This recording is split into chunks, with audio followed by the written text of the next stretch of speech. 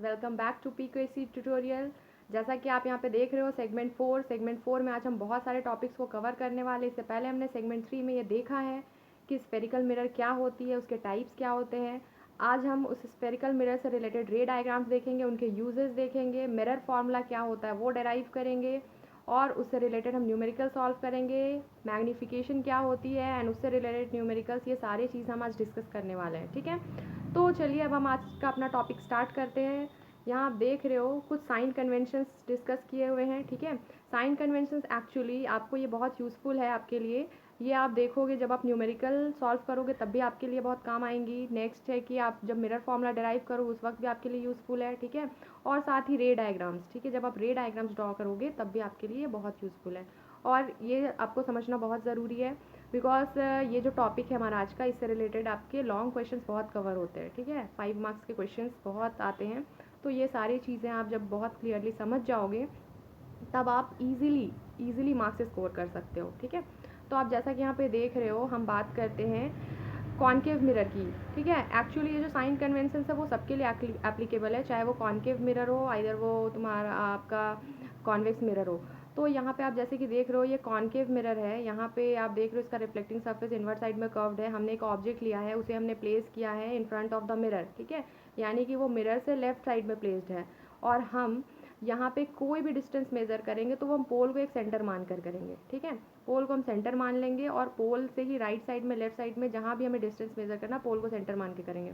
अब आप यहाँ पे देख रहे हो ऑब्जेक्ट को जैसे कि हमने प्लेस किया लेफ्ट साइड में, तो लेफ्ट साइड में अगर कोई भी चीज़ है तो उसकी डिस्टेंस को हम कैसे मेज़र करेंगे, नेगेटिवली लेंगे। ठीक है, यानी कि अगर ऑब्जेक्ट मान लीजिए पोल से 4 सेंटीमीटर अवे है तो हम उसे -4 सेंटीमीटर डिनोट करेंगे। ठीक है, अब आप इमेज देखो, इमेज भी आप क्या देख रहे हो यहाँ पे जो इमेज फॉर्म हो रहा है, ये इमेज भी आपका क्या है, लेफ्ट साइड में फॉर्म हो रहा है। ठीक है, तो इसे भी हम क्या करेंगे, नेगेटिव विथ नेगेटिव साइन लेंगे। यानी कि अगर मान लीजिए ये 1 centimetre away from the pole form हो रहा है तो हम इसे -1 सेंटीमीटर डिनोट करेंगे।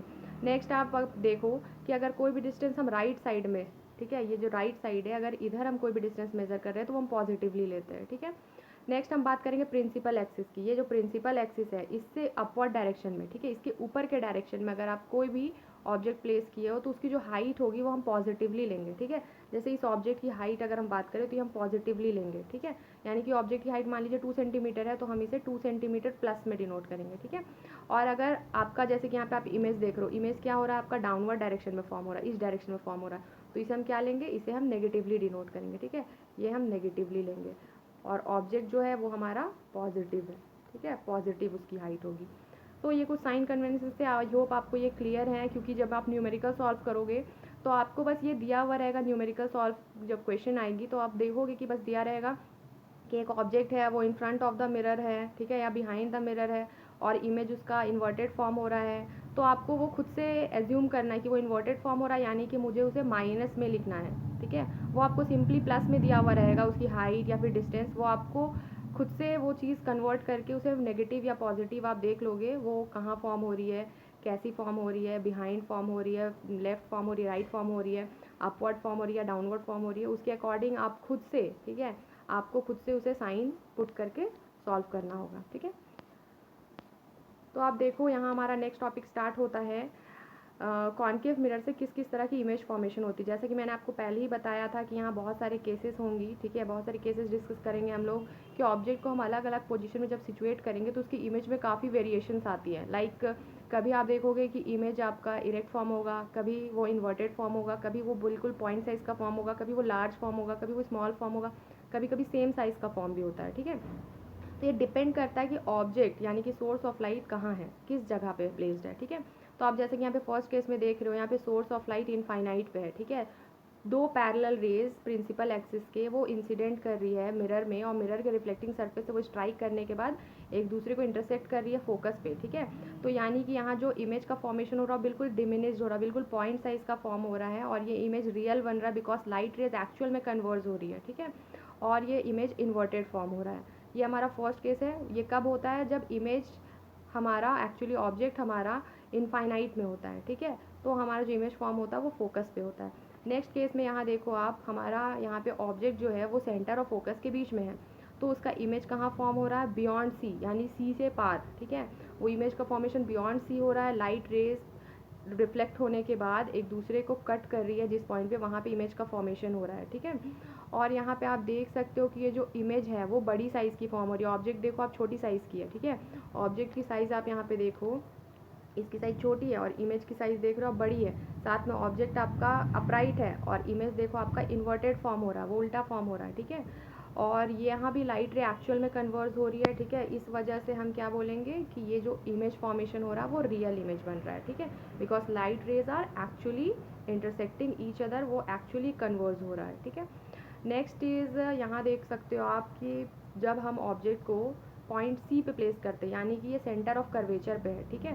तो सेंटर ऑफ कर्वेचर पे जिस टाइम लाइट रेज है, तो यहाँ जब लाइट रेज एक लाइट रे तो पैरेलली प्रिंसिपल एक्सिस की फॉल कर रही है मिरर पे, और वो रिफ्लेक्ट होने के बाद फोकस से क्रॉस कर रही है, और दूसरी लाइट रेज फोकस से क्रॉस करते हुए फिर रिफ्लेक्शन के बाद वो पैरेलली रिफ्लेक्ट होकर लौट रही है। तो ये दोनों लाइट रेज भी क्या कर रही है, एक दूसरे को एक पॉइंट पे क्रॉस कट कर रही है, इंटरसेक्ट कर रही है, उसी पॉइंट पे इमेज का फॉर्मेशन हो रहा है। और यहाँ आप देख सकते हो जो इमेज का फॉर्मेशन हो रहा है वो क्या है, बिल्कुल सेम साइज़ का हो रहा है। जो ए और बी की जो साइज़ है वो ए डैश और बी डैश के साइज़ की इक्वल है, और ये दोनों इमेज कहाँ बन रहे हैं, पॉइंट सी पे ही बन रहे हैं, यानी कि सेंटर पे ही बन रहे हैं। यानी कि जब हम ऑब्जेक्ट को प्लेस करेंगे सेंटर पे सी पे, तो उसकी इमेज की फॉर्मेशन भी कहाँ होगी, सी पे ही होगी, लेकिन वो इमेज क्या बनेगी, इन्वर्टेड बनेगी, उल्टी इमेज बनेगी और सेम साइज़ की बनेगी।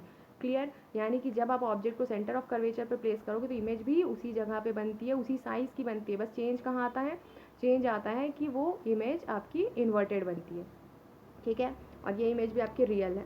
नेक्स्ट इज़ यहाँ देखो आप फोर्थ पॉइंट में, फोर्थ केस, एक्चुअली यहाँ पे क्या किया हमने, अब ऑब्जेक्ट को हम धीरे धीरे पास लाते जा रहे हैं, ठीक है। यहाँ पे हमने ऑब्जेक्ट को फोकस पे रख दिया है।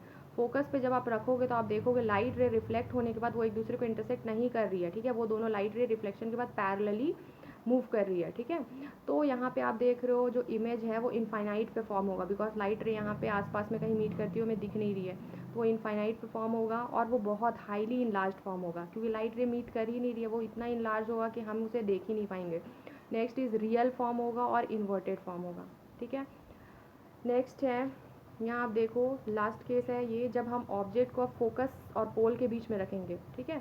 बहुत क्लोज है ये पोल के, ऑब्जेक्ट को हमने फोकस और पोल के बीच में रखा, तो यहाँ लाइट रेस क्या हो रही है, रिफ्लेक्ट होने के बाद वो एक दूसरे को मीट नहीं कर रही एक्चुअल में, तो हमने क्या किया, उसे ऑपोजिट डायरेक्शन में लाइट रेस को एक्सटेंड कर दिया, तो वो एक दूसरे को इंटरसेक्ट कर रही है जिस पॉइंट पे, वहाँ इमेज का फॉर्मेशन हो रहा है। तो जैसा कि आप देख रहे हो इमेज की जो साइज़ है वो ऑब्जेक्ट की साइज़ से बड़ी है, ठीक है। ये आपका ऑब्जेक्ट हो गया और ये आपका इमेज है, तो इमेज क्या हो गया आपका, ऑब्जेक्ट से बड़े साइज़ का फॉर्म हो रहा है, ठीक है। और वो सीधा फॉर्म हो रहा है, यानी कि इरेक्ट फॉर्म हो रहा है और बड़े साइज़ का फॉर्म हो रहा है, और ये वर्चुअल है, बिकॉज यहाँ पे लाइट रे एक्चुअल में मीट तो कर नहीं रही है, वो हम उसे एज्यूम कर रहे हैं मीट करते हुए, ठीक है। तो ये जो लाइट रेज है उसके एक्चुअल मीट नहीं होने की वजह से जो इमेज का फॉर्मेशन हो रहा है वो वर्चुअल हो रहा है। यानी कि जब ऑब्जेक्ट को हम फोकस और पोल के बीच में रखते हैं तो जो इमेज बनती है वो वर्चुअल बनती है, इरेक्ट बनती है और इनलार्ज बनती है, बड़े साइज़ की बनती है। तो ये जो प्रॉपर्टी है जब हम उसे फोकस और पोल के बीच में रखते हैं कॉन्केव मिरर की, ये जो प्रॉपर्टी है ये हमारे लिए बहुत यूज़फुल है, इसके डेली लाइफ में बहुत सारे एप्लीकेशंस हैं, ठीक है, जो कि हम डिस्कस करेंगे। यहाँ आप देख रहे हो uses of concave mirror. Concave mirror की यूज़ क्या है, तो कॉन्केव मिरर एक्चुअली टॉर्च में, सर्च लाइट्स में और हेडलाइट्स में यूज़ होती है, बिकॉज इससे जो लाइट रेज निकलती है वो पैरेलल बीम ऑफ लाइट निकलती है। नेक्स्ट सेविंग मिरर में भी ये बहुत यूज़फुल है, क्योंकि इससे हम किसी भी छोटे से पार्ट का एक इनलार्ज व्यू देख सकते हैं, ठीक है। डेंटिस्ट भी इसे यूज़ करते हैं, जिससे वो माउथ के हमारे इंटरनल पार्ट्स को देख पाते हैं, ठीक है। वो छोटे से पार्ट का इनलार्ज व्यू देता है, जैसे कि हमने लास्ट अपने एप्लीकेशन में देखा कि जब हम ऑब्जेक्ट को पोल और फोकस के बीच में प्लेस करते हैं तो किस तरह से वो हमें इनलार्ज व्यू देता है, सीधा व्यू देता है। नेक्स्ट हम इसे सोलर पर्पस सनलाइट को कन्वर्ट मतलब कलेक्ट करने के लिए भी यूज़ करते हैं सोलर फर्नेसेस में, बिकॉज आप जानते हो कि कॉन्केव मिरर क्या एक तरह का कन्वर्जिंग मिरर है, ठीक है। तो ये लाइट रेज को क्या करते हैं, एक पॉइंट पे कन्वर्ट करता है, जैसे लाइट रेज की इंटेंसिटी हमें बहुत हाई मिलती है, तो इसलिए भी इसे यूज़ किया जाता है। नेक्स्ट हम बात करते हैं कॉन्वेक्स मिरर की। कॉन्वेक्स मिरर आप देख रहे हो, कॉन्वेक्स मिरर आप जानते हो कि एक तरह का डाइवर्जिंग मिरर है, ये लाइट रेज को डाइवर्स कर देता है, ठीक है। और यहाँ आप जैसे कि देख रहे हो, जानते भी हो कॉन्वेक्स मिरर का क्या प्रॉपर्टी है। कॉन्वेक्स मिरर एक्चुअली ये बाहर के साइड में कर्व्ड होता है इसका रिफ्लेक्टिंग सरफेस, तो आप देखो यहाँ पे इनफाइनाइट से, ठीक है, यहाँ पे इनफाइनाइट से कुछ लाइट रेज इंसिडेंट कर रही है, ठीक है। और वो जब सरफेस से, रिफ्लेक्टिंग सरफेस से जब वो स्ट्राइक कर रही है तो वो किसी पॉइंट पे डाइवर्ज कन्वर्ज नहीं हो रही है, एक्चुअली वो डाइवर्ज हो जा रही है, तो हम इसे एज्यूम करते हैं वो कि एक सर्टेन पॉइंट पे क्या हो रही है, कलेक्ट हो रही है, वो हम उसे बिहाइंड द मिरर क्या करें, एक्सटेंड कर रहे हैं, तो इस पॉइंट को हम क्या बोलेंगे, फोकस। तो ये जो इमेज इस तरह से फॉर्म होगा वो बिल्कुल डिमिनिश्ड होगा, वर्चुअल होगा और इरेक्ट फॉर्म होगा, ठीक है। नेक्स्ट केस में हम देखेंगे कि हम उसे पोल और इनफाइनाइट के बीच में कहीं पे प्लेस करेंगे, ठीक है। तो यहाँ पे आप देखो, जब हम पोल और इन्फिनिटी के बीच में ऑब्जेक्ट को प्लेस कर देते हैं तो किस तरह से लाइट रेज, एक लाइट रे तो जो कि पैरेलल आई है प्रिंसिपल एक्सिस की, वो डाइवर्स हो जा रही है डिफरेंट डायरेक्शन में, और जो एक और लाइट रेज है वो अपने सेम पाथ में ही रिटर्न हो जा रही है, ठीक है। तो यहाँ भी लाइट रे कहीं पे मीट इंटरसेक्ट एक्चुअल में नहीं कर रही एक दूसरे को। तो यहाँ पे हम क्या कर रहे हैं, बिहाइंड द मिरर उसको एक्सटेंड करेंगे तो हम देखेंगे कि वो दोनों एक पॉइंट पे एक दूसरे को इंटरसेक्ट करेगी, और यहाँ पे जिस पॉइंट पे वो एक दूसरे को इंटरसेक्ट कर रही है उस पॉइंट को हम क्या कहेंगे, उसी पॉइंट पे इमेज का फॉर्मेशन हो रहा है। और यहाँ पे आप इमेज देख रहे हो, इमेज की साइज़ क्या है, छोटी है, ठीक है। इमेज जो है वो डिमिनिश साइज़ की बन रही है। यहाँ पे देख रहे हो ये जो इमेज है वो ऑब्जेक्ट के साइज़ से स्मॉल साइज़ की बन रही है, वो सीधी बन रही है, ठीक है। तो आप क्या बोलोगे, इमेज का फॉर्मेशन जब हम कॉन्वेक्स मिरर के केस में इमेज का फॉर्मेशन क्या होगा, सीधा होगा और इरेक्ट होगा और वर्चुअल होगा, ठीक है, और वो छोटी साइज़ की इमेज बनेगी। इस प्रॉपर्टी का भी हमारे डेली लाइफ में बहुत सारे एप्लीकेशंस हैं, जैसे कि आप जानते हो कि कभी कभी क्या होता है, हमें एक लार्ज व्यू का एक छोटा सा इमेज देखना होता है, ठीक है। तो उस केस में हम इस प्रॉपर्टी को यूज़ कर सकते हैं कॉन्वेक्स मिरर के, बिकॉज आप प्लेन मिरर देखोगे तो प्लेन मिरर में यू नो डैट कि वहाँ जो ऑब्जेक्ट होता है उसके ही साइज़ का इमेज का फॉर्मेशन होता है। बट अपनी डेली लाइफ में हमें कभी कभी ये ज़रूरत होता है कि हमें किसी लार्ज व्यू का इमेज किसी स्मॉल से फ्रेम में मिल जाए, ठीक है। तो उस केस में हम कॉन्वेक्स मिरर यूज़ कर सकते हैं। तो हमारा डेली लाइफ में इसका क्या एप्लीकेशन, आप देखो यहाँ पे, जैसे यहाँ आप देख रहे हो एक साइड रेयर व्यू मिरर बना हुआ है, ठीक है, जो कि आपके व्हीकल्स में होता है, बाइक्स में भी होती है, कार्स में भी होती है। तो ऐसा इसका क्या प्रॉपर्टी है, आप ये नोटिस किए होगे या नहीं भी किए होगे तो आप ज़रूर नोटिस करना, आपके पीछे, आपके व्हीकल के पीछे जो बड़ी बड़ी गाड़ियाँ होती वो सारे आपको इस छोटे से, ठीक है, इस छोटे से मिरर में आपको दिख जाती है पूरी कंप्लीट। तो ऐसा क्यों होता है, बिकॉज ये कॉन्वेक्स मिरर है, इसकी प्रॉपर्टी है कि वो किसी लार्ज व्यू का क्या करता है, एक स्मॉल साइज़ का इमेज फॉर्म कर लेता है, ठीक है। और वो इमेज क्या बनती है, सीधी बनती है। लेकिन अगर आप प्लेन मिरर की बात करोगे तो प्लेन मिरर में आपको वो व्हीकल का उतना ही पार्ट दिखेगा जितना वो कवर कर सकता है, क्योंकि वो सेम साइज़ का इमेज का फॉर्मेशन करता है। लेकिन कॉन्वेक्स मिरर के केस में ऐसा नहीं है, ये डिमिनिश साइज़ का इमेज का फॉर्मेशन करता है, इसलिए हम इसे रेयर व्यू मिरर की तरह अपने व्हीकल्स में यूज़ करते हैं, ठीक है। अब हम बात करेंगे यहाँ पे मिरर फार्मूला का। मिरर फार्मूला एक्चुअल में है क्या, मिरर फार्मूला एक तरह का रिलेशनशिप है, किसके किसके बीच, वो फोकल लेंथ, इमेज डिस्टेंस और ऑब्जेक्ट डिस्टेंस के बीच का रिलेशनशिप है, ठीक है। तो यहाँ हम फोकल लेंथ को स्मॉल एफ से डिनोट करते हैं, और इमेज डिस्टेंस को हम वी से, और ऑब्जेक्ट डिस्टेंस को हम यू से डिनोट करते हैं, ठीक है। तो यहाँ आप देख रहे हो एक रे डायग्राम दिया हुआ है जिसमें हमने सेंटर और फोकस के बीच में ऑब्जेक्ट को प्लेस किया है। जब लाइट रेज उसमें से फॉल करती है तो फिर वो रिफ्लेक्ट होने के बाद जिस पॉइंट पे मीट करती है वहाँ एक इमेज का फॉर्मेशन होता है बियॉन्ड सी, ए डैश बी डैश से, जिसे हम डिनोट करते हैं। यहाँ दो ट्रायंगल्स एक्चुअली बन रही है, किसके बीच, ऑब्जेक्ट और इमेज के बीच में। ऑब्जेक्ट और इमेज के बीच में दो ट्रायंगल्स बन रही है जिसे हम ए बी सी और ए डैश बी डैश सी से डिनोट करते हैं, ठीक है। तो ये दोनों ट्रायंगल एक्चुअली एक दूसरे के प्रोपोर्शनल है एंगल एंगल एंगल प्रॉपर्टी से। तो इस वजह से हम इसे प्रोपोर्शनैलिटी के टर्म में लिख सकते हैं, A B by A dash B dash equals to B C by B dash C, ठीक है। यानी कि हम इसके साइड्स को प्रोपोर्शनल कह सकते हैं क्योंकि ये जो ट्रायंगल्स है वो एक दूसरे के कॉन्ग्रुएंट है। सिमिलरली आप देखो यहाँ पे दो और ट्रायंगल डिफरेंट जो फॉर्म हो रही है वो भी एक दूसरे को कॉन्ग्रुएंट है, ट्रायंगल डी ई एफ, ठीक है। ये जो ट्रायंगल है ट्रायंगल डी ई एफ और ये जो ट्रायंगल है ए डैश बी डैश एफ, ये दोनों भी एक दूसरे को कॉन्ग्रुएंट है। तो यहाँ से भी हमें इसके रेशियो भी, इस ट्रायंगल के साइड्स के रेशियो भी क्या होगी, एक दूसरे की इक्वल हो जाएगी, जैसे D E by A dash B equals to E F by B dash F, ठीक है।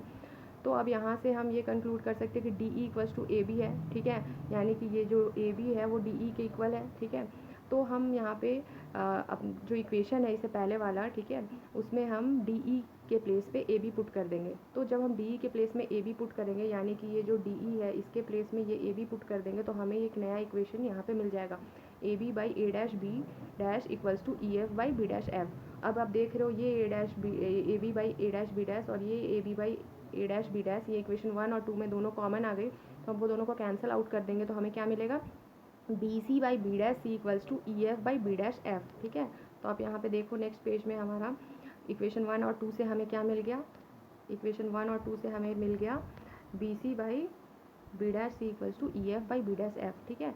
अब यहाँ पे आप देख रहे हो पॉइंट डी क्या है, पॉइंट पी के बहुत क्लोज है, इसलिए हम ये जो ई एफ है, ठीक है, ये जो ई एफ है उसे हम क्या मान लेंगे, पी एफ, ठीक है, वो ई एफ पी एफ के इक्वल हो जाएगा। तो हम यहाँ पे जो ई एफ है हमारा, इसके जगह पे हम क्या करेंगे, पुट कर देंगे वैल्यू, इसके जगह पे हम वैल्यू पुट कर देंगे ई एफ की जगह पे पी एफ, ठीक है।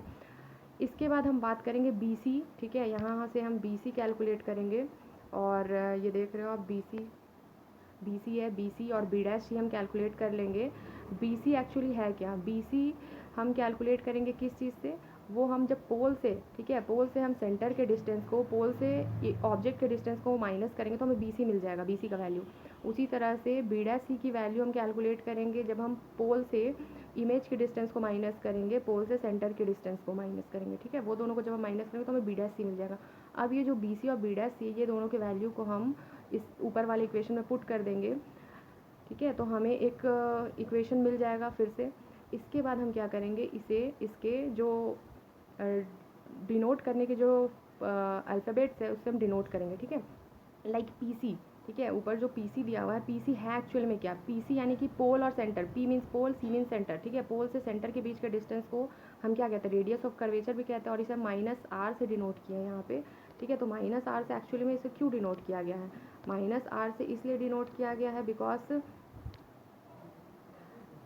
यहाँ आप देख रहे हो इसे माइनस आर से डिनोट किया गया, तो माइनस आर से इसलिए डिनोट किया गया है क्योंकि ऑब्जेक्ट कहाँ हमारा लेफ्ट साइड में है, इसलिए हम इसे माइनस आर से डिनोट किया है। नेक्स्ट आता है पी बी, तो पी बी क्या है, पी बी यानी कि आपका पोल से ऑब्जेक्ट तक का डिस्टेंस, ठीक है, पोल से ऑब्जेक्ट का डिस्टेंस आपका माइनस यू है, ठीक है, हम पोल से ऑब्जेक्ट के डिस्टेंस को यू से डिनोट करते हैं, और ऑब्जेक्ट क्योंकि आपका कहाँ है, लेफ्ट साइड में, इसलिए हम इसे माइनस यू से डिनोट किया। नेक्स्ट है पी एफ, पी एफ क्या है आपका, पी एफ यानी कि पोल से फोकस की दूरी, जिसे हम फोकल लेंथ कहते हैं, और ये भी आपका क्या है, पोल से लेफ्ट साइड में, इसलिए हम इसे माइनस एफ से डिनोट करेंगे। Next P B dash, P B dash यानी कि पोल से इमेज की डिस्टेंस, ठीक है, जिसे हम वी से डिनोट करते हैं, और इमेज भी हमारा लेफ्ट साइड में बन रहा है, इसलिए हमने माइनस वी से डिनोट किया है, ठीक है। नेक्स्ट हम बात करेंगे वो सारे जो टर्म्स हमने यहाँ पे देखे, वो सारे यहाँ पे जो भी टर्म्स थे इसे हमने एक्सचेंज कर दिया, ये सारे टर्म्स में हमने इन सारे वैल्यूज़ को पुट कर दिया, तो फिर आप देखोगे यहाँ पे हमें माइनस आर माइनस यू, इस तरह से जब हमने पुट कर दिया तो माइनस यू और ब्रैकेट के अंदर भी माइनस है, तो वो दोनों माइनस माइनस प्लस बन गई, तो हमें यहाँ पे इस तरह से ये एक टर्म मिल गया, ठीक है, यहाँ पे हमें इस तरह से ये सारे टर्म्स मिल गए। अब हम इसे क्रॉस मल्टीप्लाई कर देंगे, तो क्रॉस मल्टीप्लाई करने के बाद आप देखोगे यहाँ पे दो टर्म ये एफ आर कैंसिल हो जा रहा है। नेक्स्ट आप यहाँ पे जो टर्म देखोगे, ये देखो, यहाँ से हमने V R minus U V plus U F और वी एफ है, तो हमने यू एफ को राइट हैंड साइड शिफ्ट कर दिया तो उसके साइन में चेंज आ गया, और वी एफ को हमने लेफ्ट हैंड साइड ले आया तो उसके साइन में भी चेंज हो गया।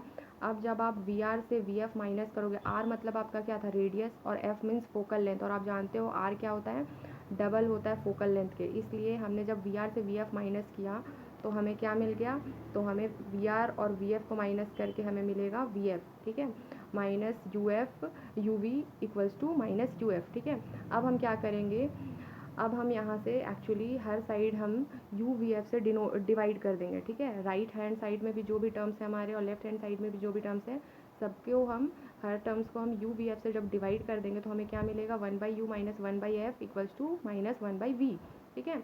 अब एक्चुअली हमें क्या करना है, इसे हम रीअरेंज कर देंगे, हम वन बाई एफ को दूसरे साइड ले जाएंगे और one by V plus one by U हम राइट साइड में शिफ्ट कर देंगे, ठीक है। तो रीअरेंजमेंट के बाद हमें मिरर इक्वेशन मिल जाएगा, जो कि हमारा मिरर इक्वेशन है one by F equals to one by V plus one by U, ठीक है। ये हमने डिराइव कर लिया, यही हमारा मिरर इक्वेशन है, और इसी मिरर इक्वेशन के हेल्प से हम बहुत सारे न्यूमेरिकल्स भी सॉल्व करेंगे। नेक्स्ट हमारा आता है magnification of mirror. Magnification of mirror क्या है, ये एक्चुअली रेशियो है किस चीज़ की, इमेज की हाइट की और ऑब्जेक्ट की हाइट की, ठीक है।